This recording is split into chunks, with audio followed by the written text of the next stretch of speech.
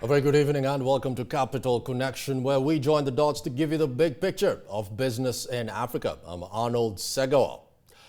On the agenda, our panel of experts discuss the outlook for mining on the continent and if government policies are undermining or encouraging the industry as a whole. In the commodity corner, we talk platinum as it comes under scrutiny following the recent announcements by Impala Platinum, which intends to slash 13,000 jobs at its Rustenburg operations.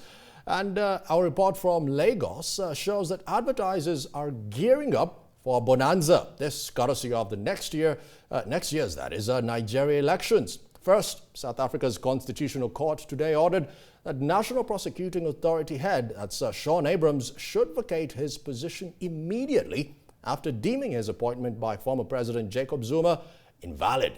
The declaration by the High Court that the appointment of Advocate Abrahams as NTPP is invalid is confirmed.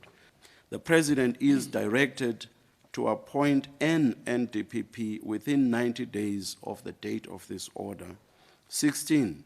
The President, the Minister of Justice and Correctional Services, and the National Prosecuting Authority are ordered to pay all costs in this court that are additional to the costs referred to in paragraph 3. Such costs to include the costs of two counsel. I hand down the judgment. CNBC Africa's Cryil was at the court for the judgment, and I got a chance to speak to him soon after the ruling and asked him what will be the ramifications of this decision. The decision by the Constitutional Court to declare invalid the appointment of current head of prosecutions, Shaun Abrahams, will have a wider reaching implications not only for the criminal justice system, for the President, but also for Parliament. For the criminal justice system, this is an opportunity to stabilize an agency of government that has not had continuity since the birth of democracy in South Africa. No single head of public prosecution has ever finished their tenure. For the President, this court has said that the President is given 90 days to appoint a new head of public prosecutions. And for Ramaphosa, this is a really convenient way of turning his back on the past and moving on with his new dawn that he has promised. For Parliament, well, this court wants Parliament to review the way in which the head of public prosecutions is appointed. As it stands, the President has discretionary powers to appoint the person who will be head of public prosecutions. But this court wants that changed. It says that there might be a conflict of interest between the President appointing that person and maintaining the independence of public prosecutions authority in the country. And after 10 years of political meddling within an office, I think most South Africans will be looking for the peace that will come with knowing that we are turning a new leaf. Many thanks for that, Cryil. Now, as Nigeria prepares for the 2019 poll, our Lagos reporter, Christy Cole, caught up with the advertising fraternity to explore their role in the elections. Political analysts in Nigeria say what the term the politics of campaign financing endangers the integrity and results of elections, the enforcement of electoral laws, and it also confuses the voters as the biggest spender could be misconstrued to be the most credible candidate. I think the playing field is dependent on a number of factors. So straight answer is not necessarily a level playing field. It's dependent on financial capacity. So where a particular candidate has stronger financial prowess, obviously he or she will be at an advantage. In Nigeria, indeed many parts of Africa, the incumbent party tends to have an advantage. Nigeria's 2010 Electoral Act puts a cap on spending limits. A presidential candidate should not spend more than 1 billion naira. A governorship candidate should not exceed 200 million naira. 40 million naira is the cap for a senatorial candidate, 20 million naira for a member of the House of Representatives, and 10 million naira for a member of the House of Assembly. But the truth of the matter is, a lot more than that is spent. How is it captured? No one knows. Is it tracked? Not quite. So it's very difficult. And the truth of the matter is, you need to do a lot of grassroots engagement a lot of reach to a lot of people using different mediums. And because of that, there's a hell of a lot of spending being done. As another election cycle fast approaches, and these advertising creatives once again find themselves influencing critical variables which control the final decisions of the people, there are calls more than ever for politicians to embrace ethical campaign financing standards and for a more enlightened electorate. Cryil, CNBC Africa. Christy, without a doubt, advertising budgets are pivotal in any election. Is there a constitutional spending cap for political parties? And if yes, have they been adhered to in the past? True, Arnold, the balance of power continues to speedily shift in Nigeria's political space, and that is expected to continue. Nigeria's 2010 Electoral Act puts a cap on spending limits for political office seekers, ₦1 billion for the presidency, 200 million for governorships, and it goes down from there. Historically speaking, you could describe election spending in Nigeria as uncontrolled or unaccountable. Now, conversations are moving from that to who actually is checking for compliance and really how much power money in the bag gives to voters' perception of the candidates.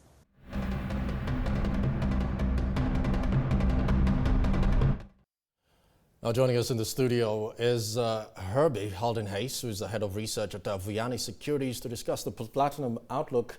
Herbie, many thanks for making time to speak to us. This dip in the prices, lots of talk about it. Just give me a sense of what is actually causing the dip in the platinum. I think at the moment we should not underestimate the fact that the platinum is in surplus, that the supply is greater than the demand at the moment, and that also the stronger dollar also impacts the platinum price. Right. Do you actually see a confrontation between the unions and maybe other stakeholders here, given the fact that, well, just the other day in Rustenburg we did see close to 13,000 jobs being cut just like that. Is there about to be a confrontation here? I think you know, if you follow what the minister have said and what the leader of the unions have said, certainly I think a confrontation is inevitable. In the period before an election year, it is certainly, you know, not in government's interest to have retrenchments, and also the union.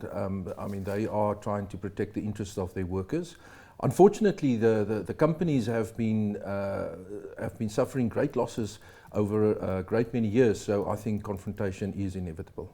How do you hedge? How do you hedge here? Because in your line of work, I'm thinking you have to hedge against the platinum here. What could be some of the options here? You know, hedging in the platinum industry is more difficult than in gold, for instance.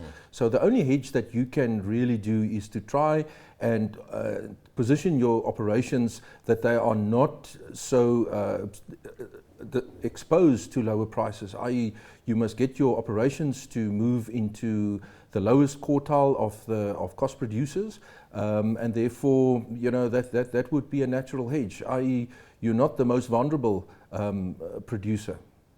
There's all this talk about maybe external factors, but the fact that there's so many options away from platinum, at least as an end product, that you can actually substitute platinum out there right now. Do you get the sense that this is going to affect the outlook ultimately, that the market needs to embrace the fact that platinum is not the only option? The very nice thing about platinum is that it is a unique metal, and its only other options are its sister metals, palladium and rhodium. So if you substitute platinum with palladium and rhodium, you get very much the same effect. And in South Africa, at least, all those metals are mined in similar ratios. So there is the possibility to substitute platinum, but the only substitution possibilities are indeed its sister metals. Many thanks for that, Herbie. Coming up after the break, we'll discuss the health of mining right across Africa.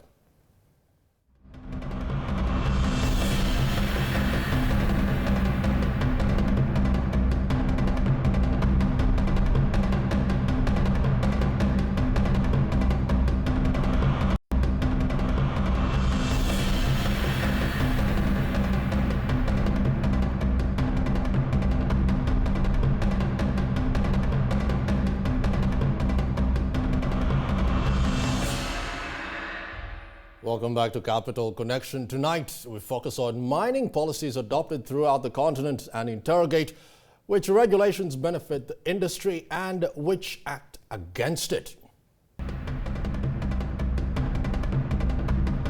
Now joining me in the Johannesburg studio is the Executive Secretary of the Mining Industry Association of Southern Africa, Vusi Mabena.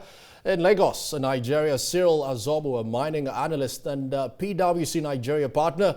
And in Kigali, Rwanda, we do have Frank Butera, who's the Rwandan Mining Association Executive Director. Gentlemen, many thanks for making time to speak to us.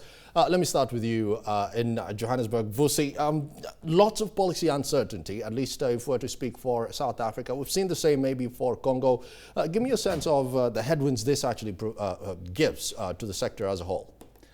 Look, there is lots of policy uncertainty in the SADC region.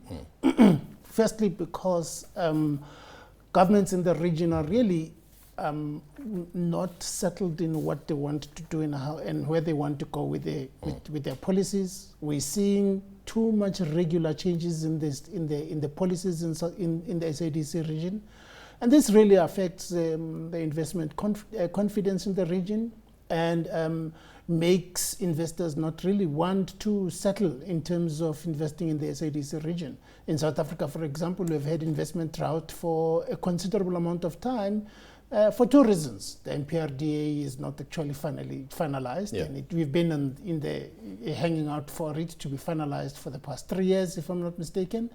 We now have a revised mining charter that the private sector is very concerned about. If you go to Madagascar, you will find that there is completely drought in investment because of the high turnover of political changes in Madagascar, and the drought in terms of changing, in terms of issuing permits for operations. Right, now, Vusi, let me just put a pause in this particular one and throw it over to Lagos. Cryil, it's very interesting, the contrast that we are seeing. On one end, at least Nigeria, we are seeing a bounce back on that oil price as opposed to where it actually hit $26 a barrel. On the other end, platinum is struggling here in South Africa. This is a mixed bag. And how do we create buffers across the continent to create, maybe watch out for situations like this? Okay, thank you. I'm not sure I got the last part of your question, but we have seen a steady growth in Nigeria, and that's really been occasioned by steady policies, and we've seen an institution building within the Nigerian mining landscape. We've seen some traction in terms of setting a clear agenda as to how mining should go in the country. So what's next now is to ensure that we have clear implementation and execution of these plans that have been put in place by the new administration. And then the outlook actually also looks good in terms of stability and sustainability of these policies and continuity. And so we've seen the impact of global commodity price rise. And because of the steady activity that is coming on stream and trying to formalize the hitherto informal sector and bringing it upstream and making it more formal, we are optimistic that there would be overall growth in the sector in terms of contribution to the overall GDP. Right, Cryil, many thanks for that. You've actually hit on a point that I was going to bring in and throw over to Frank. Frank, a big challenge the last time I spoke to Minister Butera, who is of course in charge of mining in Rwanda, was the fact that there are so many artisanal miners who are doing this in a very rudimentary form. How essential is it to move this informal mining space and morph it into a more formalized miners who can actually be taxed to start with? Thank you very much. That's very true. The sector has been operating under dominated by artisanal miners over the past 8-9 years. And what the experts are telling us is that using that kind of system, we are only recovering 30% of the production that you're supposed to be recovering. That means we are losing more than what you are gaining. So after the government realized that you are losing such a lot of production, It is now in the process of reviewing the policies to see how we can improve the methods that are being used, and to see how we can look at these former artisanal miners. How can they acquire necessary equipment in order to professionalize and modernize the sector, to see that at least it can increase their recovery rates. Right. Let's bring it back to the studio. Vusi, this is a very big issue, because until artisanal mining is actually addressed, then you cannot actually talk about health and safety in the sector as a whole. Just give me a sense of maybe what a country like Rwanda can actually learn from South Africa. Look, the issue of artisanal miners thinks it's a problem right across Africa, because the established and large miners are the ones that are actually put under pressure to to abide by the health and safety rules. And the governments are struggling to actually manage and control those small and artisanal miners in terms of adhering to the health and safety rules. And strangely or sadly, they are actually bringing down, tarnishing the image of the mining industry.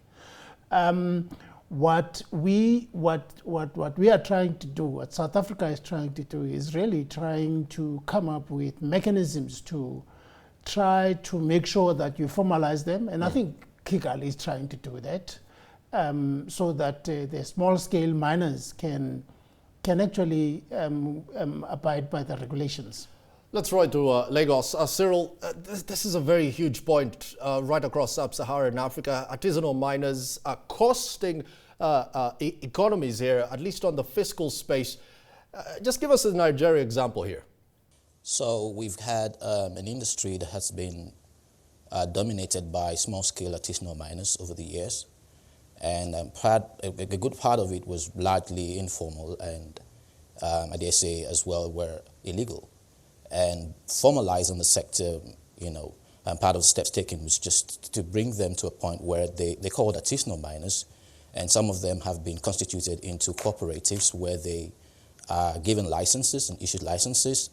And there's a clear attention given in the current roadmap and even the current laws to help bring the artisanal miners to a state where they are more formalized. And so there have been a few initiatives around setting up buying centers, because some of these artisanal miners would be, peasants that would largely be patronized by smugglers and people who are really out there to take out some of the mines out of the country. And in order to ensure that line is discouraged, the buying centers are being set up where artisanal miners can bring their products to buying centers and be patronized by governments and encouraged to come on stream. And in that way also you can track from a fiscal perspective what royalties will accrue to government. So it's an ongoing process. It's not yet there. And it's really a big problem, because across the federation, across the geography, you'd find artisanal miners operating in one area or another. Vusi, before we head back to Rwanda, something that's very pertinent here to the conversation is the fact that we hardly see any value addition. This is away from the South African example. Very raw commodities are just exported in their raw nature. Again, I want to relate this to the Rwandan example, and of course Congo and Congo-Brazzaville. How do people address this? Look, value addition becomes a challenge not only to the private sector but also to government. The problem with value addition is that we're expecting people without the core competence to do value addition to actually do that. In the South African scenario, we're talking about beneficiation more than anything, which is really value addition. And we don't have a proper beneficiation strategy in South Africa, and there is a big expectation for hardcore miners to contribute towards beneficiation. But there is no clarity at the extent to which they need to contribute towards beneficiation. Private sector supports beneficiation. Of course, it's for the benefit of the country. It will create jobs and so on and so on. It will boost the economy, to contribute towards the GDP. However, if you expect miners whose core competence is to is to do hardcore mining and extract commodities from underground or from wherever they are, and you expect them all of a sudden to be jewelers, which is now manufacturing. Just for an example, you know, we do beneficiate to a certain extent, which I would call level 1 beneficiation, you know, to produce materials just to be ready for you to do further beneficiation. I think that's what the core competence is.